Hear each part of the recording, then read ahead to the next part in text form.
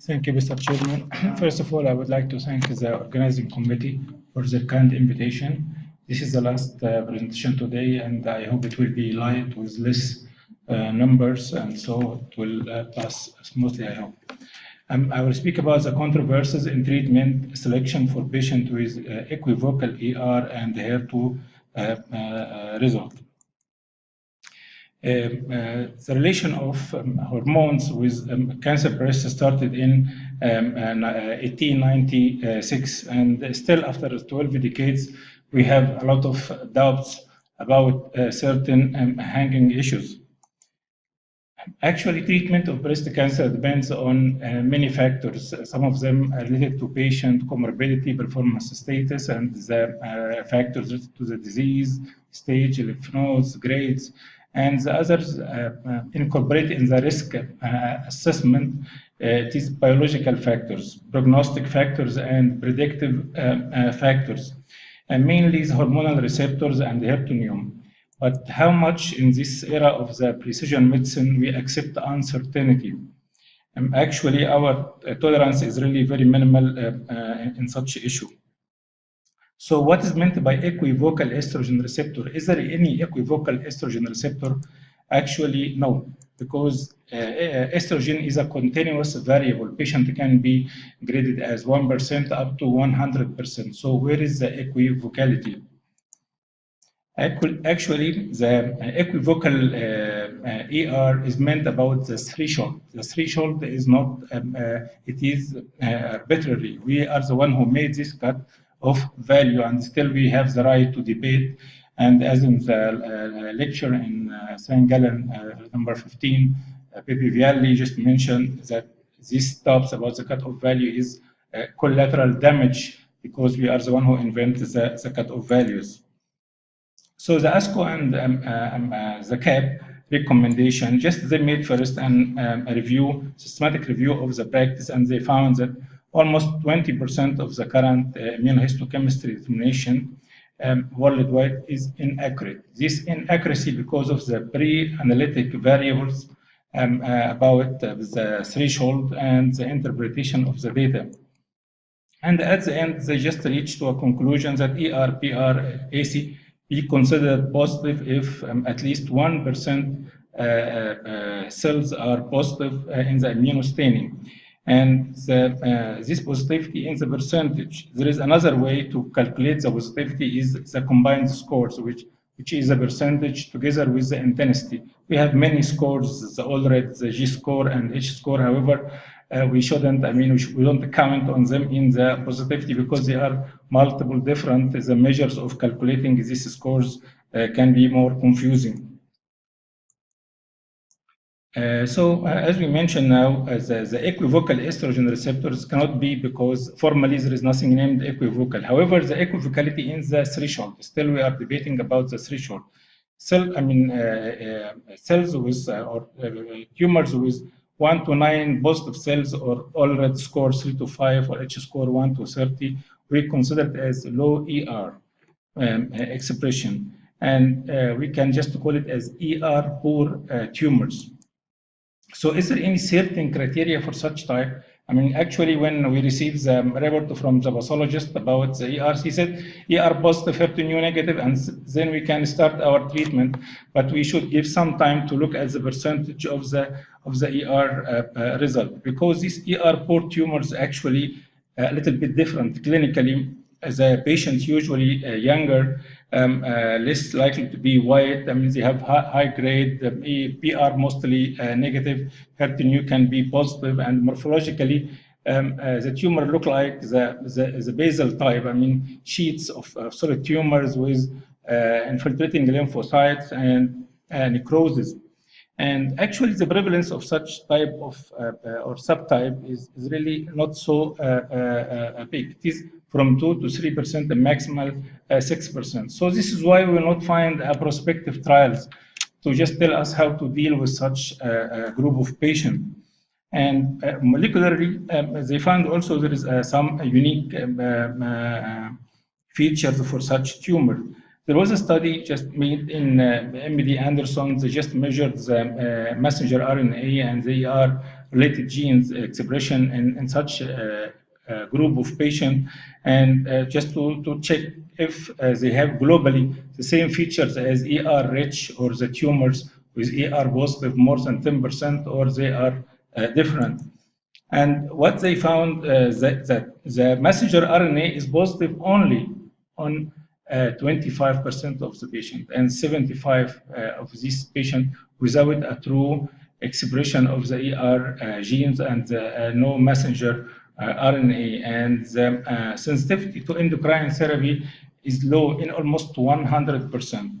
And something also, the irony is that still we can find that even in the ER negative patient, 10% can show messenger RNA, and also 10% or 8% in the ER positive, or they are titled as ER positive, and still there is no messenger RNA.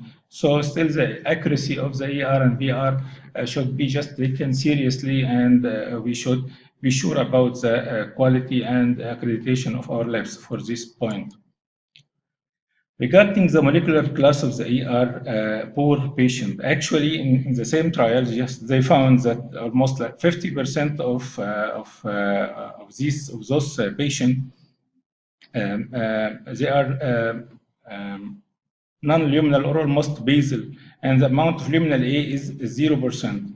On contrary, for the ER-rich patients, like 50% are sure luminal A, and some of them are luminal B, and the amount of the basal and the HER2 amplified is much less. So, prognosis of ER and ER poor tumor is controversial. We agree about this. So,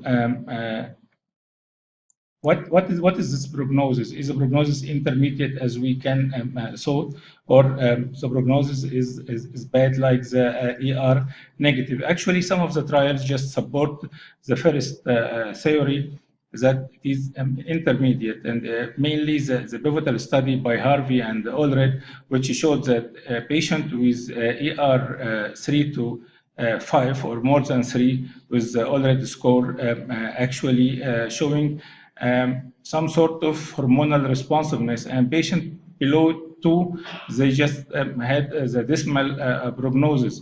And actually we can see here it's very important that there is increase in the response with the increment in the ER percentage. So as we can see, there is a continuum. This is the more there is ER representation on the tumor, the more the response to the hormonal treatment.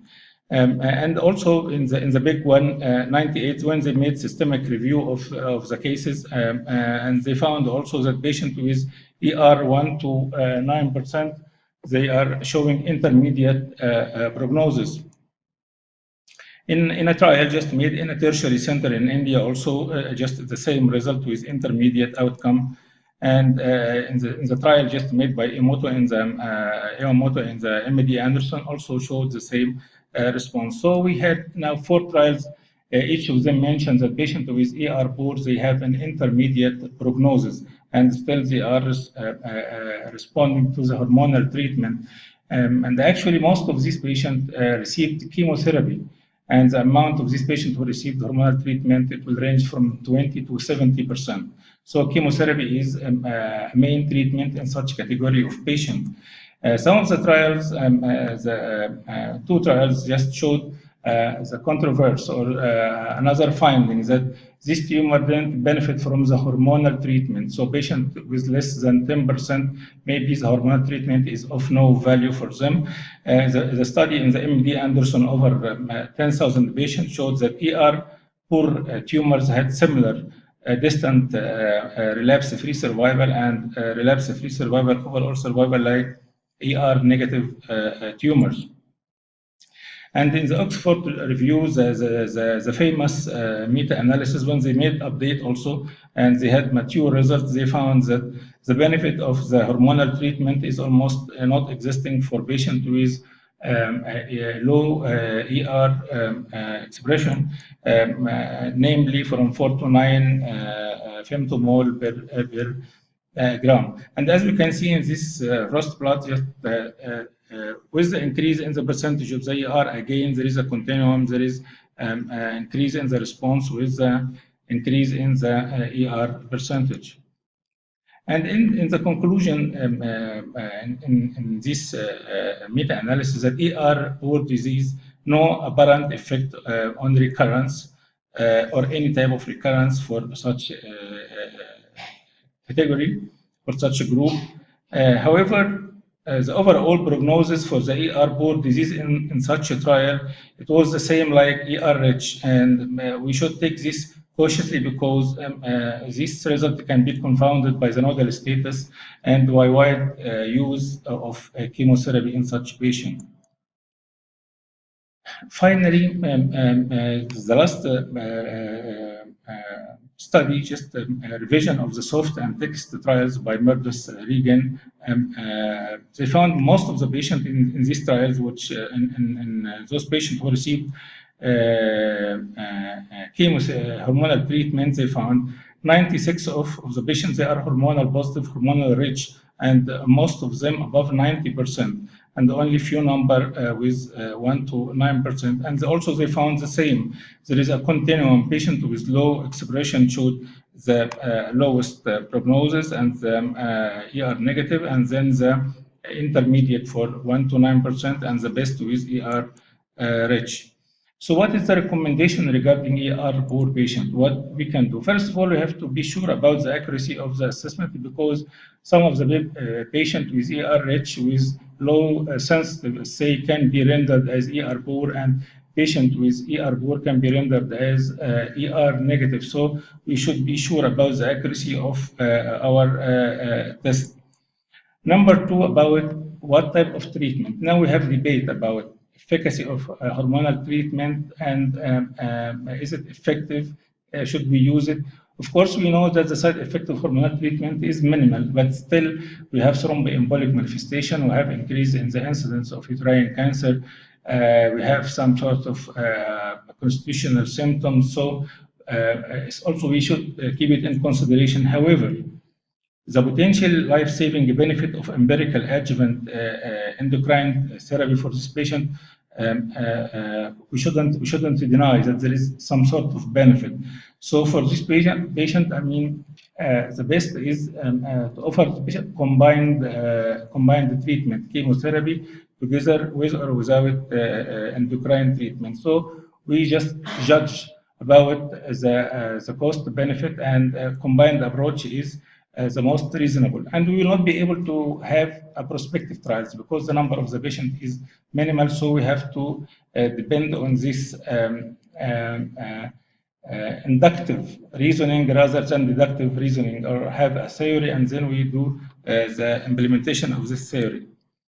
Regarding the controversies in HER2 new, just have some water, please.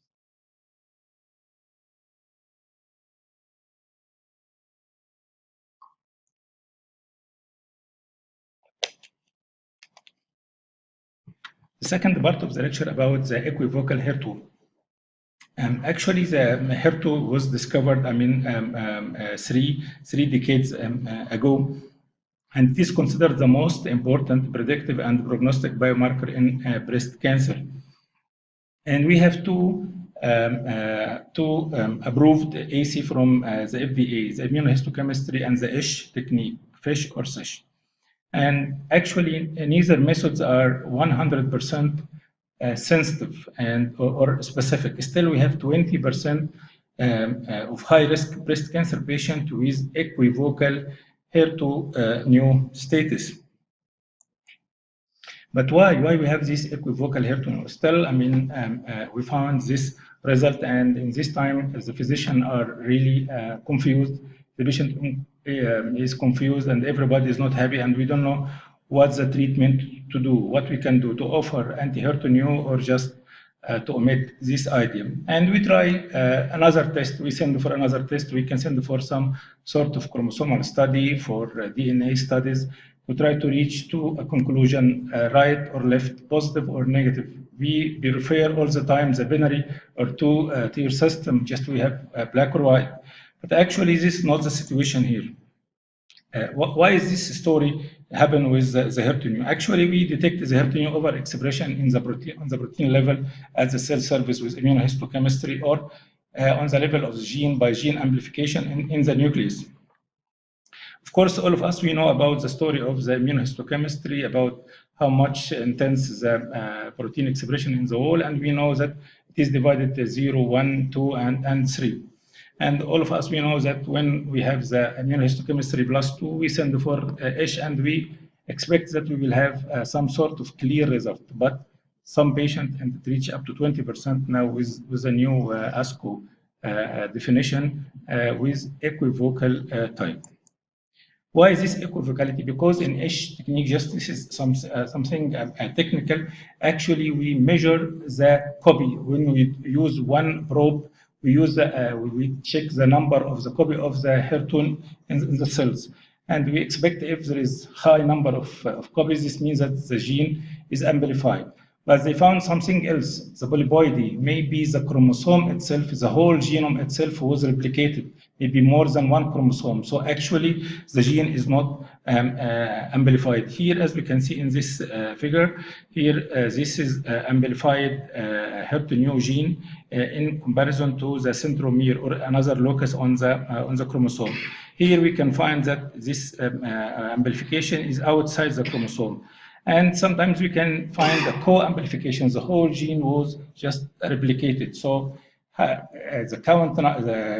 counting of the gene copy numbers by itself maybe is not enough, and we have to have what is called double probe. For this double probe, we will do something. We will just measure the amount of the copy numbers of the HER2 gene in relation to some sort of control or another locus, like the centromere. They depend on the centromere. So if we found that there is, for example, 5 copies of HER2 and 1 copy of the centromere, so this means that there is actual amplification. This is very nice, but how if the centromere by itself is also amplified? So the percentage will change and the rate will change. So they try to find another locus like SMS or RARA or B53, all of these another control loci on the chromosome. So every time if you try to have a numerator, which is the HER2, and denominator, which is another control locus, when we find only the change in the numerator, we find also the denominator change. So we cannot reach to a real conclusion about the ratio between the numerator and the denominator. So this binary two-tier system, actually, we try to reach a conclusion. At the end, we spend more time. We just said we'll send for another test, and we spend more money, and at the end, we will not be able to reach. And we can have discordance between many results. We have immunohistochemistry, ISH, alternative chromosome 17 probes, as I mentioned, the 21 gene, DNA microarrays, and at the end, we can have conflicting results. And at the end, the decision will be not very clear. And I have to mention that regarding the oncotype DX, there is a clear statement using oncotype DX to determine HER2 status is contraindicated because there is a poor positive % agreement between the oncotype DX and the ISH. So oncotype is out of the equation. We can use the chromosomal microarrays. Chromosomal microarrays, of course, just will give a very good image, high definition image for the chromosome and for the genes, and we can see if there is amplification of the HER2 and the other genes. But however, even though chromosomal microarrays provides more detailed information, however, the complexity and the methods of interpretation make it impractical. It is not existing there in the routine workflow in the lab. So we cannot count on chromosomal microarrays, and we should count on what we have approved test, which is immunohistochemistry and FISH. We have to improve the way of interpretation, and we have to think maybe there is something else other than this two binary system. Maybe it is not black and white. Maybe there is a third group. Maybe there is what's called HER2 low tumor. So this is what we see. For the ASCO 2013, they just made the definition of equivocal positive and negative. For the equivocal, if it is the single probe, the gene copy numbers is from 4 to 6, and dual probe percentage or ratio is less than 2. This is the equivocal HER2/neu. And the ASCO recommendation for treatment for such a patient is as follows. A clinical decision to ultimately consider HER2/neu target therapy in such a case should be individualized on the basis of patient status, comorbidity, prognosis, and so on, and the patient preference after discussing the available clinical evidence. And here is a surprise, no clinical evidence. So even this recommendation is as if it is nothing. So we have no clinical evidence to just guide us which treatment to be used for such a patient. So if we have equivocal HER2/neu, we don't have an answer for how to treat this patient.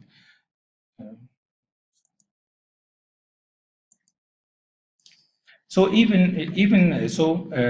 beyond positivity, now we just know that the equivocal is a problem. What about the positive HER2/neu? Is this a final answer? Are we 100% comfortable with what we have? Here is a surprise. In a study made also in MD Anderson, testing the fluorescent, or by Michael Press, just testing the fluorescent in situ hybridization comparison for the ASCO and CAP recommendation with the FISH scores for the patient who attend or just were in the breast cancer international research group, the BCIRG. And just they divide the patient into five groups according to the ASCO CAP recommendation. Patient with ratio more than 2, the HER2/neu to the centromere 17 is more than 2. If the patient gene copy number is more than 4, so it is group 1 with H positive. And this constitutes about 40% of the patient, and the correlation with immunohistochemistry, usually such a type of patient, immunohistochemistry 3. This is a true positive HER2/neu. Group 2, patient with ratio more than 2, so this according to the ASCO is HER2/neu positive, however, the copy number is less than 4. And this constitutes 0.7%, and immunohistochemistry is 0 to 1. So these patients are officially positive, but we will see, the immunohistochemistry of this patient, it looks like negative. And even maybe we will not send them for FISH result, for FISH testing. And the third group also is H positive, in which the gene copy number is more than 6, although the ratio is less than 2. This constitutes about 0.5%. And also, as we can see, the immunohistochemistry is a little bit mild expression. And then we have the equivocal. Of course, this is constituted about 4%. Immunohistochemistry is 0 to 1. And finally, the very clear group, which is HER2/neu negative. What is the result of this classification? I'm sorry, about function. Just 2 slides and they are finished. In such a group, just we find that in the BCIRG 005 patient with equivocal HER2/neu and patient with negative, they have the same prognosis. It doesn't make any difference. For patient with FISH positive group, only the group number 1, they are the one who benefit from the anti-HER2/neu, and the other FISH positive, they are not. This patient, they will not get benefit of HER2/neu. So still we have some patient with HER2/neu who will not respond to anti-HER2/neu. And just to go to, just because of time, to go to jump to some conclusion. Still, as we can see, that there is certain group of patients. All the time we do the test, and the test come as equivocal, and we try to find another test to clarify. And the comment that maybe there is another group with low immunohistochemistry 1 to 2, and FISH is equivocal, and these groups, they are different. They are biologically, not pathologically different. This patient will not show a good response to anti-HER2/neu. And fortunately, this constitutes overall about 5%. And we will get the answer by the end of this year that the NSABP-B47 trial, this trial will just solve the whole issue, and we reached a conclusion. We will just include patients with low PR or HER2/neu low in randomization for chemotherapy plus anti-HER2/neu and the chemotherapy, and the result will show up by the end of this year, and we hope we'll reach to a conclusion. Finally, ER poor disease, a different profile inclusion of this small subpopulation among the ER positive cancer is not unreasonable. No prospective trials in the near future. Prognosis is less favorable or to the maximum intermediate. Adjuvant endocrine therapy still worthy, not to be denied. Combined adjuvant chemotherapy and hormonal treatment is the most reasonable. Equivocal HER2 may be biologically and not pathologically. No evidence to support anti-HER2 till the moment for to be used in such a category, and we have to wait the end of this year, maybe in San Antonio, to see the result of this trial. Thank you.